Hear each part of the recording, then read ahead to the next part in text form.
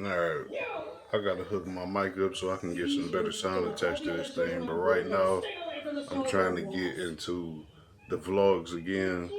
It's a little tough. Like, you can only hold the camera with one arm anyway, but it's tough when you only have one arm. So we gotta figure this thing out, because I got the brace off. You can't really, like, it probably don't look so bad without the brace on, but like, this is where we at with it. Like, and you see the bandages everywhere. You see that is the staple still there. They still have it removed on the backside. That whole backside there. It's like, yeah, they got me real good. But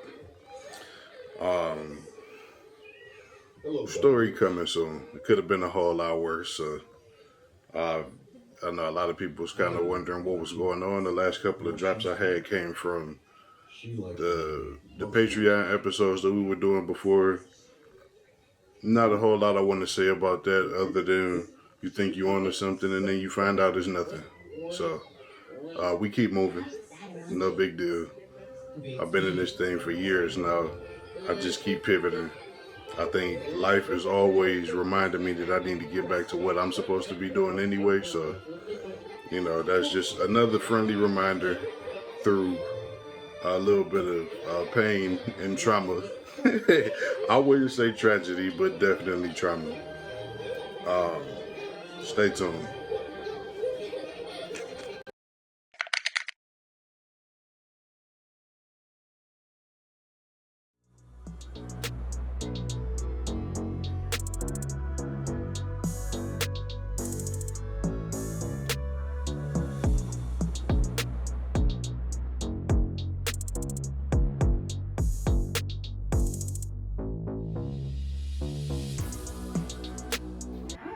So you planking and you bringing it in and out because you bringing the reformer closer to you, and then you pushing it back. I want nothing.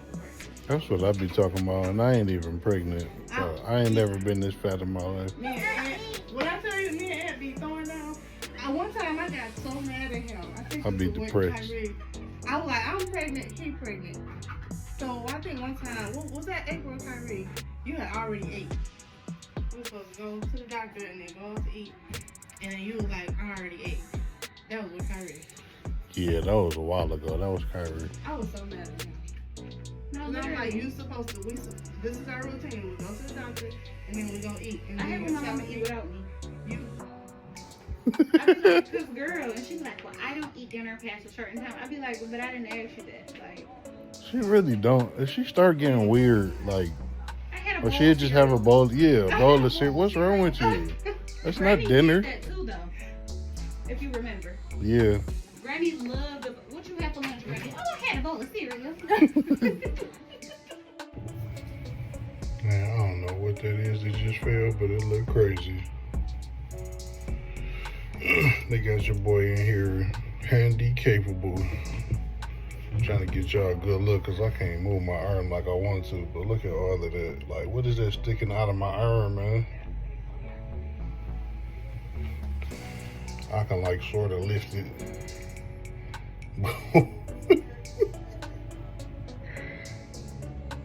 Yeah, man. How was your day going? Because this is what I'm up to. Took a nice little nasty fall down the stairs. And we're going to get to that, but I think a lot of things about to change about life here real soon. All right, I got to test out the mic to make sure it's working, so hopefully all of this ain't a waste of time, but I'm gonna go through it anyway. I got started out with just editing and putting some stuff together for what first was gonna be a reel, and then it just turned into more than that. But kind of explaining a little bit of the story of how I just woke up in the middle of the night. I had to take a pee. I don't know if there's too much information, but like we already here. So if I wasn't fully awake, and halfway down the stairs, I had a seizure, and I kind of just tipped over. Like, I didn't fall down the stairs. I kind of missed the stairs completely and smacked the floor. And fell on my arm. So I was actually laying on my arm when I kind of came to. I wasn't really all that conscious. And I didn't initially feel the pain. It wasn't until I tried to get up where I was like, uh-oh, like something is terribly wrong. And I'm just glad that it wasn't a situation where I was by myself, because it would have been a lot harder for me to get help. I couldn't even get off the floor. That was tough. But I just see this pool of blood, uh, and that's when I realized, especially in trying to get up, I see the blood. I can't really move. I knew, like, okay, this is bad. Like, this is a lot worse than any regular fall. And I think for a lot of people, they used to me just bouncing back from anything. I'm just like Superman in the flesh. Like, things don't really tend to get to me. So this is a strange moment for myself and a lot of people around me. But that's a pain I can't really describe. It was like top notch. But just kind of breathing through it. Once the ambulance got there, they didn't really want to pick me up, so I actually had to get myself up on my feet. And the ride was terrible. He was speeding. I could feel every single bump, and that pain was so bad. But like by the time I got to the hospital, it was kind of just like settling. I was just like, okay, well, we're here now. Um, I remember an officer was opening up the door and just asking me some questions, and he's like, "You got any weapons?" And with my sense of humor, all I could do was all I could do was that. So I guess it just lets you know, like, even in the middle of all of this stuff, I still kept my sense of humor. But I had a very mixed experience once I got to the hospital. And it all started out with the x-rays. Like, these people have no compassion. They try to get me to move my arm and put it in a certain position. I'm like, lady, my arm is hanging and dangling. I don't even have control of it right now. I can't do what you want me to do. All right, well, it was just like, these people need some kind of sensitivity training. But that was the worst of the worst. I had to wait a couple of hours for surgery. And then that was one of the freakiest experiences of my life. Like, I'm here with you. You telling me about the medication, and you getting ready to administer and all of that stuff. And I'm going in for surgery, and it's like, just like that, somebody snapped their fingers, and I was waking up. And they telling me the surgery was successful. I'm like, what? So, like, that anesthesia, whatever that medication is, man, it puts you out, and I mean out. I wasn't conscious of anything that happened. It was actually a long surgery because I went in at like maybe 7:30, and I don't remember being awake until like maybe almost 6, maybe a little after 6 when they brought me back to my room. So it took a while. Supposed to be a short surgery. That was only the first one, but I hope it's not picking up. I'm so close to the airport. This is probably gonna be a couple of planes to go by here. This is not really the best area for me to be recording in, but it's okay. Uh, Stay tuned for part 2.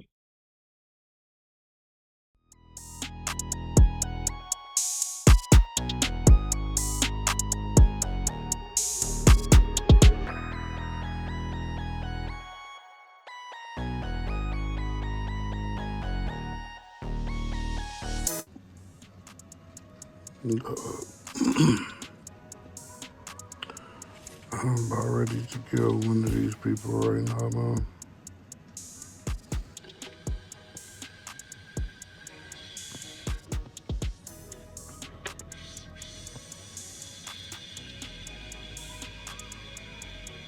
Alright, at least get to go home today. I think it's about time. I was having some crazy dreams up in here last night. I gotta go talk to my pastor. Yo, ladies and gents, for some reason it is hot in here. Understand me? It is hot. But back in here again for the part 2. It was kind of ridiculous outside. But I already started editing. I cut out a lot of that outside noise, so I guess I could have just kept going. I was just kind of worried. It was so loud. You could hear air conditioner. You could hear the birds chirping. You could hear the airplane flying overhead. It was just like, it was way too much going on. But anyway, I picked this back up from after the second surgery, which was another, like, it really trips me out. I don't know when I'm gonna be able to get over this part. Just the fact that, man, when they give you that anesthesia, it's scary. It's scary because you hear, you aware, you conscious, and then you just out. And for you, it feels like no time, but you've been out for hours. So I know that second surgery was, was a little bit more to it. They had to, remove,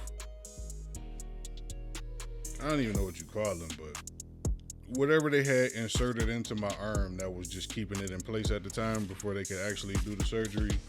Those are kind of like plates and bolts, and I'm kind of bionic at this point.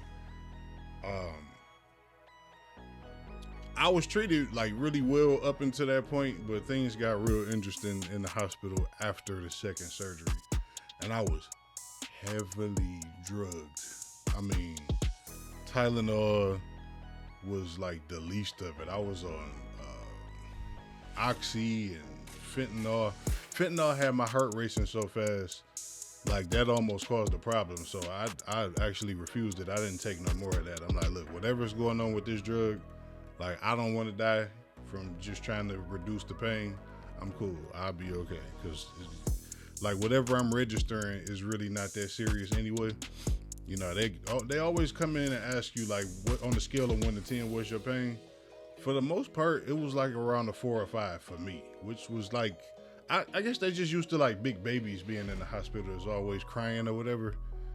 I had a nurse ask me, like, are you like usually like a pretty calm person? I'm like, well, yeah. She's like, okay, well, I guess that explains it. I don't know.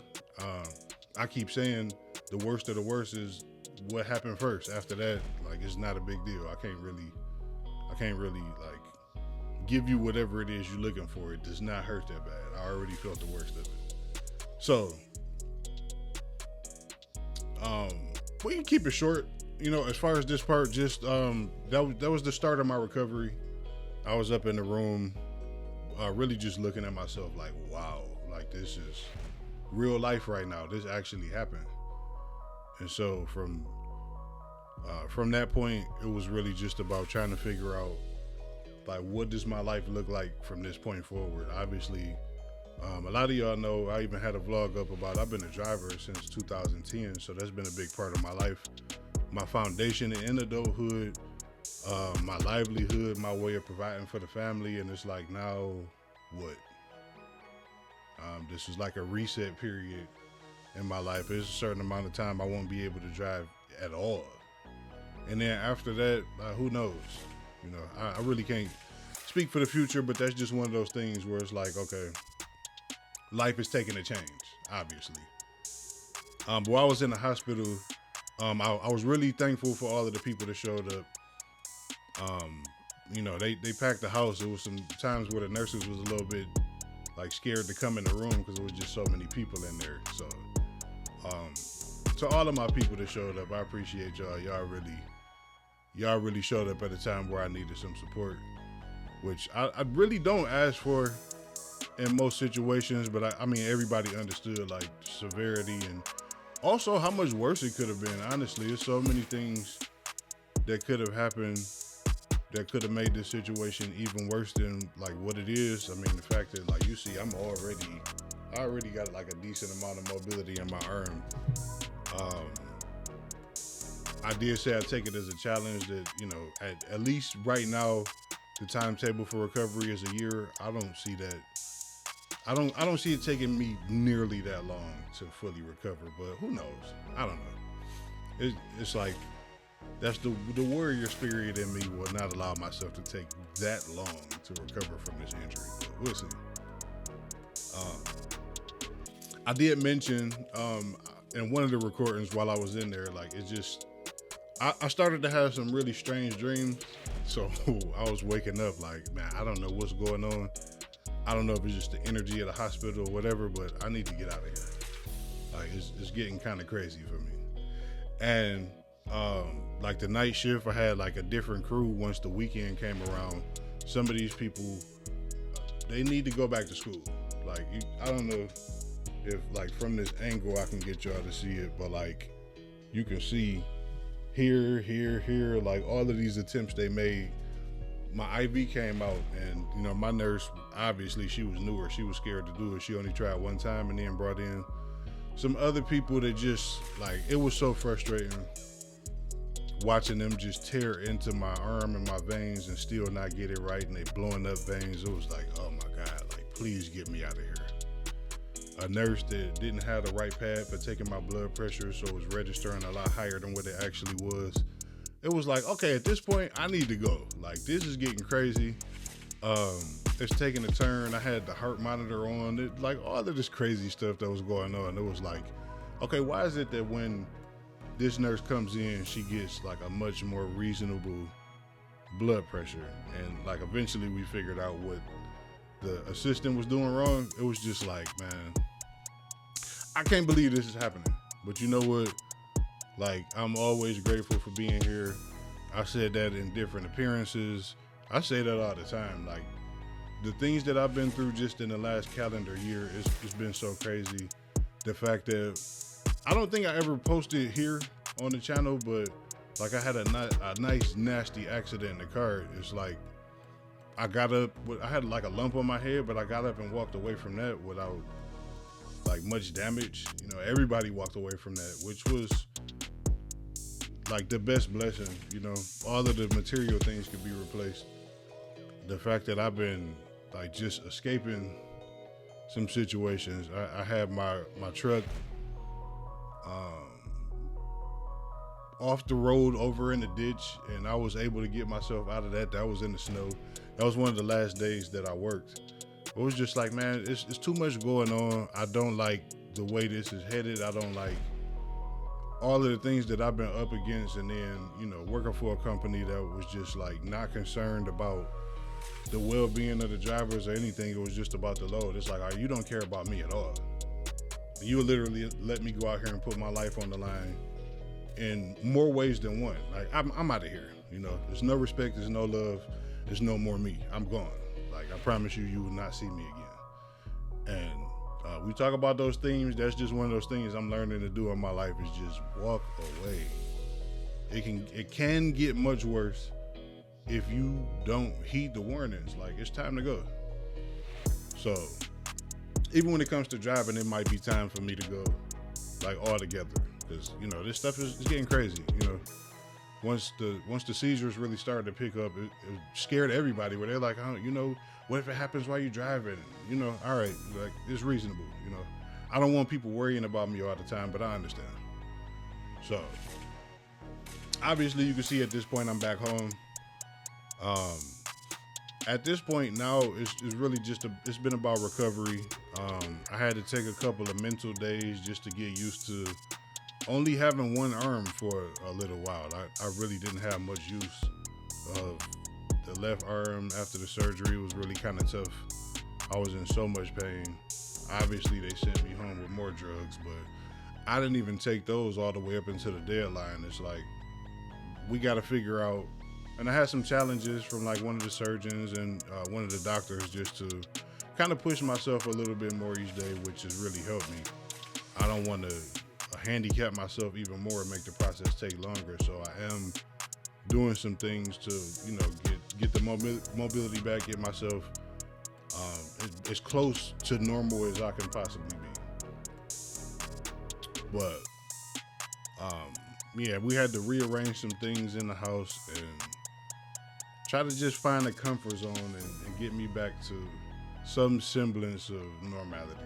Like, I don't know how long this will last for, but while this is the situation, I'm doing the best I can to be positive and just keep going, because like, this is not going to stop me. Obviously, y'all can see that. That's pretty much it. you know, I have like other recollections, but you know, some of it is like it's not really all that important to put into this video. For the most part, it's just an update on some of the experience and then where I am at this point. But y'all know how much I appreciate y'all. I appreciate all the love. I appreciate everybody that reached out. Like, this has been a journey, and all the way from the start of this channel to where I am now, it's like I can go back and look at some of this stuff and I'm amazed myself. So I am very thankful for the warrior spirit. I'm thankful for the prayer warriors around me. I really appreciate y'all. And I think I'm out on that note. So y'all know how much I love you. Love yourself. Have a good one.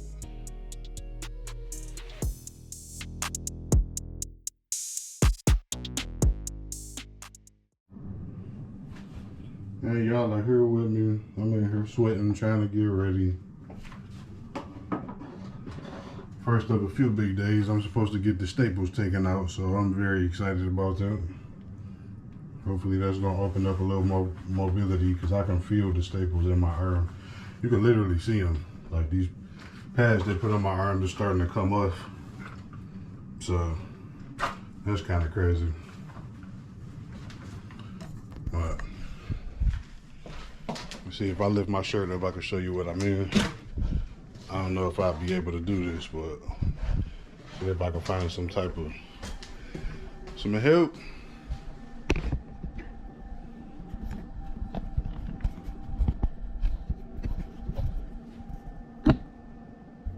Alright, cool. So, ain't the best lighting, but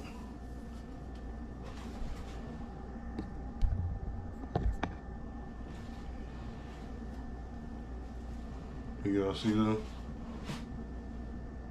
Yeah. They did me like a stack of papers. And there's plenty of those all around my arm. There's another section here, here, there. I think I'm missing another one, but yeah, there's plenty of staples. They got me nice and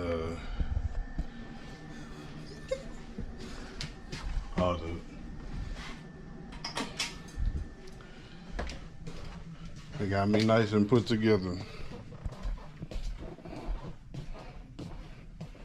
Where's my wallet? I got it. Here's my ride.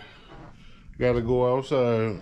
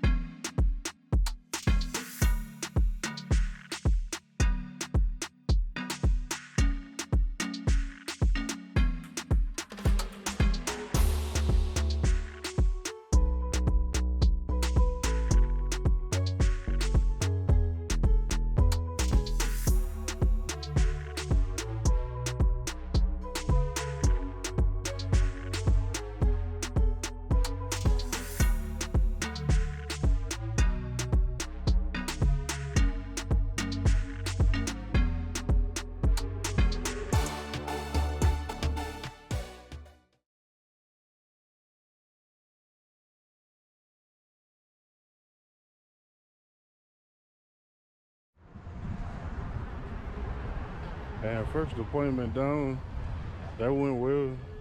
Just kind of crazy. I'm here with ortho, and it's a bunch of old people in here. I'm sorry, old people. I'm not making fun of y'all. It's just weird being in this place. But they took all of these staples out.